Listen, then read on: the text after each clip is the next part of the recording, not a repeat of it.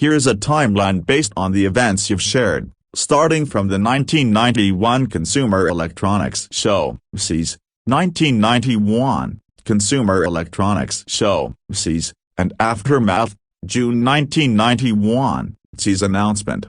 Sony unveiled a PlayStation prototype at the CES, a console designed to be compatible with the SNES and capable of playing both cartridge and CD-based games.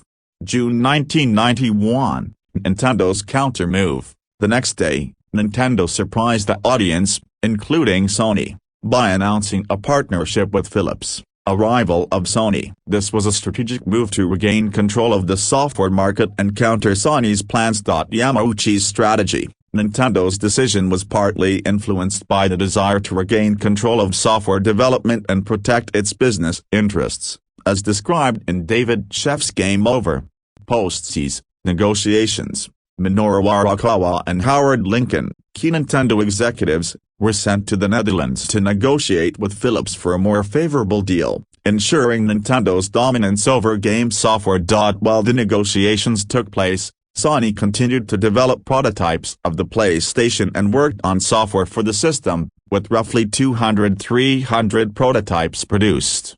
1992, continued tensions. A deal was reached in 1992, allowing Sony to develop SNES-compatible hardware, but Nintendo retained control over the games and kept the profits. Despite the deal, the relationships between Nintendo and Sony soured, with the companies unable to reconcile their differences.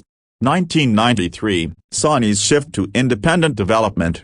By 1993, Sony, under the influence of Ken Kutaragi, shifted focus away from the Super NES CD-ROM development. Sony decided to develop its own console, leading to the creation of the PlayStation, which would later be released in 1994.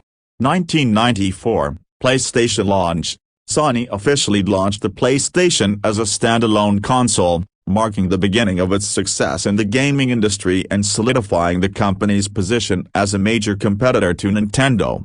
This series of events not only ended the partnerships between Nintendo and Sony but also directly contributed to the formation of the PlayStation, which would go on to revolutionize the gaming industry.